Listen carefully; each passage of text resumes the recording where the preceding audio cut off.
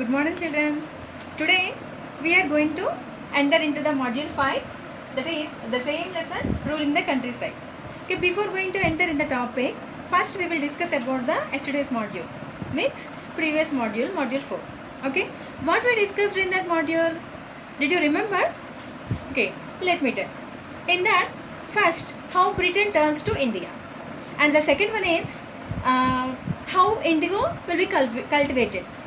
And next, under the problems of niche cultivation and royalty system. Okay, so first I will tell you Britain turns to India. Why Britain turns to India? Because in that, there in Europe, so many people, means they need indigo crop badly, they need it, right? So for that reason, Britishers wants to spread the cultivation of indigo in the Indian lands, right? For that reason they turn to India. And next, under the cultivation, actually how did indigo cultivated? In that, two systems I said, right? What are the two? One is niche cultivation and the another one is royalty system. Okay, so first we'll go for niche cultivation. Niche cultivation means, under the niche cultivation, actually so many problems arised in that time. But even though in the niche cultivation, the lands should be fertile, mean plains only they can cultivate the crop of indigo. Okay, so in that way, mostly plains will be densely populated, that we know. Okay, so in that way here, under the niche cultivation, they faced so many problems. In that, so many plugs and so many bullocks they required, right? And basically the count also double. The 1,000 bullocks are there, means based on the land, the bullocks and the plugs will be required. Okay, so for that reason, niche cultivation, people faced so many problems under that cultivation. Okay, and next, coming to the royalty system. Royalty system, rights has to sign an agreement that is called as SATA. Okay, so based on that, they need to produce the indigo with the cheaper cost. Okay, so that is about the royalty system. And what are the steps involved in the crop of indigo? I showed some pictures, right? I showed one video clipping also for that. Okay, in that, mostly the most important thing is near the factories, surrounding the factories only the indigo plantations will be mostly, because that will be comfortable to take that indigo. Okay, manufacturers also, that will be easy, right? So this is the yesterday's topic, and yesterday I asked you one some questions also, means I have given you a task. What is that? Search and collect the information about the wheat crop. Okay, actually here wheat is the food crop basically, right? You know already. And wheat is the food crop, and that will be mostly cultivated in Punjab, Bihar, that areas, right? And that areas will be called as India's breadbasket also. Okay, so this is the thing. And one more thing, what are the steps involved in that production? I asked you. Okay, for any crop, the steps will be same, wheat or paddy, right? Sugar cane, the steps will be the same, right? So I hope you understood that concept. Okay, so now we are going to enter into the topic, fresh topic, that is module 5. In that, the first one is the Blue Rebellion and after. Next, indigo making the West Indies. Okay, so first we will go the Blue Rebellion and after. Let me show some slides on this topic, the Blue Rebellion and after.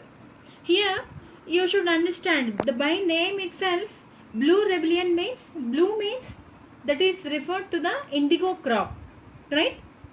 Belongs to the indigo crop, the rebellion was started. Okay, so here the Blue Rebellion and after.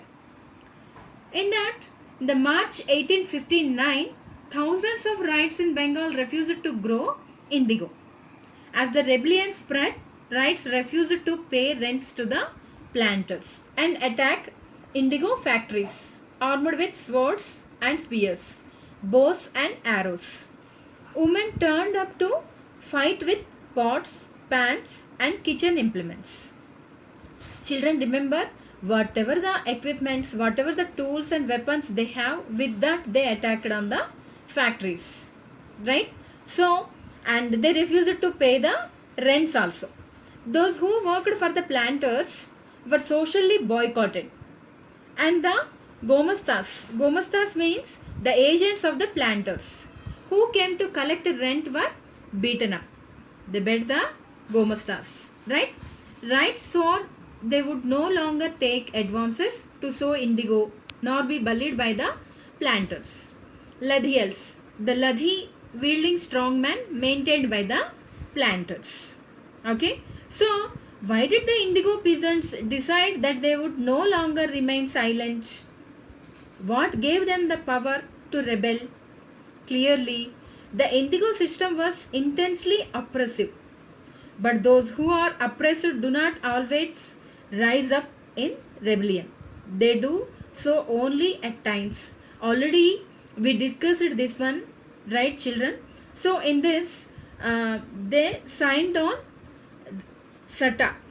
As per that agreement, they need to grow the crop of indigo to cultivate with the low caste.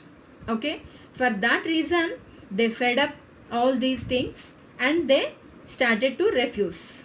Okay, in the year of 1859, the indigo rights felt that they had the support of the local zamindars and village headman in their rebellion against the planters. In many villages, headmen who had been forced to sign indigo contracts mobilized the indigo peasants and fought pitched battles with the Ladhials. In other places, even the zamindars went around villages urging the rights to resist the planters. These zamindars were unhappy with the increasing power of the planters and angry at being forced by the planters to give them land on long leases. This we know already. Zamindars giving the land to the rent for the peasants, right? So here also they are unhappy because they are not able to collect the money from the peasants. For that reason, here they are unhappy and they started to increasing the power of the planters and angry being forced by the planters to give them land on long leases. The indigo peasants almost imagined that the British government would support them in their struggle against the planters.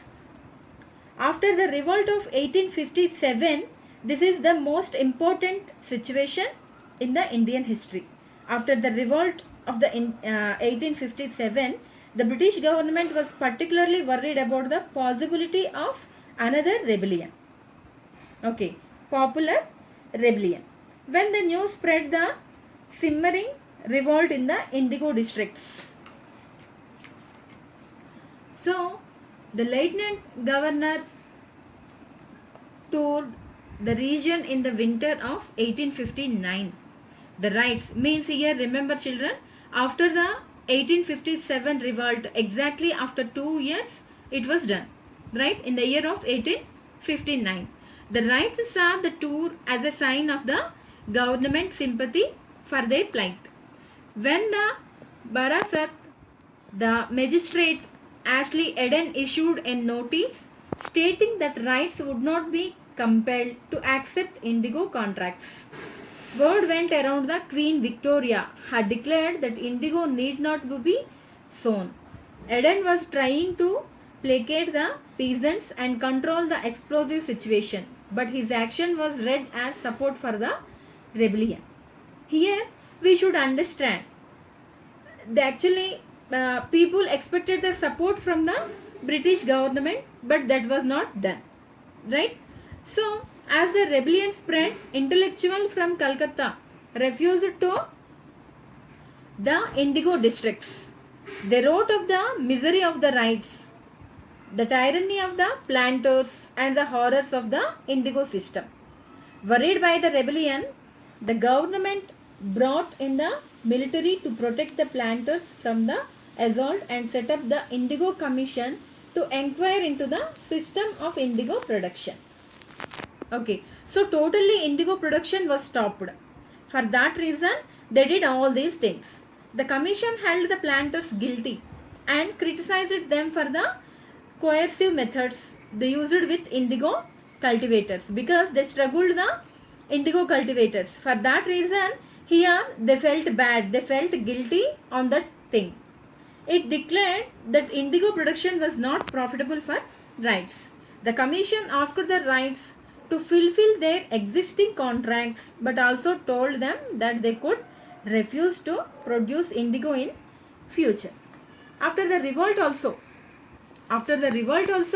indigo production collapsed in Bengal because they are refused to cultivate the indigo. But the planters now shifted their operation to Bihar. From Bengal to Bihar they shifted. With the discovery of synthetic dyes in the late 19th century, their business was severely affected. But yet they managed to expand production. However, they managed because in Bihar also so many lands are there to cultivate the indigo. For that reason, they managed somewhat. When Mahatma Gandhi returned from South Africa, a peasant from Bihar persuaded him to visit Champaran and see the plight of the indigo cultivators there. Mahatma Gandhi's visit in the year of 1917 marked the beginning of the Champaran movement against the indigo planters. Okay, so here this is about the means after Mahatma Gandhi also in the year of 1917, that year was marked the beginning of the Champaran movement. The movement was started in Champaran area, right children? So next we'll go to the next topic, indigo making in the West Indies. Here one picture also, let me show you one picture. In that picture also we can see some things, right? Once see the picture all of you. The topic name is indigo making in the West Indies area. In the early 18th century, this is the duration of 18th century, a French missionary, Jean-Baptiste Labat, travelled to the Caribbean islands and wrote extensively about the region. Published in one of his books, this image shows all the stages of indigo production in the French slave plantations of the region. Here again the word came slave. So slave means the owned by someone, right? So children, in this picture, once you see the picture carefully, once you observe the picture, you can see the slave workers putting the indigo plant into the settler vat on the left. Another worker is churning the liquid with a mechanical churner in a vat. Second from right, you can see the person. Two workers are carrying the indigo pulp hung up in bags to be dried. The foreground, two others are mixing the indigo pulp to be put in the molds. The planter is at the center of the picture, standing on the high ground, supervising the slave workers whether they are working or not, because they are slaves. He is supervising them. Okay, so this is about the indigo making in the West Indies. Okay children, just you see that slides, right? So once again I will give you a brief glance on the topic. Here the first topic is the Blue Rebellion and after. For this, by name itself we can identify this rebellion is about the indigo crop, right? Here so many peasants refused to cultivate the crop of indigo because of that different systems they implemented. Britishers introduced so many different rules and regulations, right? And especially that right system also, the Satta, they signed, the village headmen forced to sign down Satta. Satta is an agreement that is about the crops. As per that system, they need to cultivate the indigo crop with the cheaper cost, right? So here normally I will give you an example. For everything if anything, if we are doing something means someone is forcing us means we don't want to do that thing, right? The same way here also, whatever it may be, if I give more homework to you, you don't want to do that because you will feel bored, right? In the same way here also, they are expecting more crops, more output from the peasants, but they are not at all providing sufficient money or sufficient facilities, right? So for that reason, they don't want to cultivate in a proper way. They are refused to cultivate, and they started rebellion in the year of 1859. After the revolt of 1857, exactly after 2 years, in the year of 1859, they started the rebellion about indigo, right? The blue rebellion. And after, so as per that, they refused to pay the rents also to the planters, and they don't want to cultivate the crop. And one more thing, whatever the available weapons they have, with that they started to fight on the factories, right? They started to attack on the factories. Even ladies also, whatever their available things, means pots, right, vessels, whatever they have, with that they started to attack on the factories. Okay, so this is about the blue rebellion and after. And in that, so many things were happened.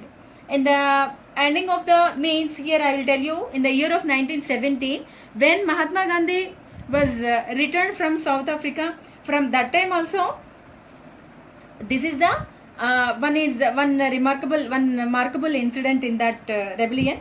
So in that time also, that movement started, Champaram. Okay, so means here what I am trying to tell you is, the rebellion was continuing. And one more important thing, the Britishers, first they started in Bengal the cultivation of indigo, and after that they turned to Bihar. In Bihar also, so many lands are there, cultivated lands. So however, they managed the situation. There also they struggled a lot to cultivate the crop of indigo, but even though after so much of time, they managed. Okay, so means how much they required, that much crop they managed. That's what I am trying to tell you. So now I hope you understand the concept, all the children. Okay, so now the time is for the task, right? So today I am giving you a small task, that is know and collect the information about the Champaran movement. This is completely belongs to the Mahatma Gandhi. When Mahatma Gandhi returned back from South Africa in the year of 1917, he came to India from South Africa. So in that year only, Champaran movement was started. So children, search and collect the information about the Champaran movement. Okay, so we will meet in the next module.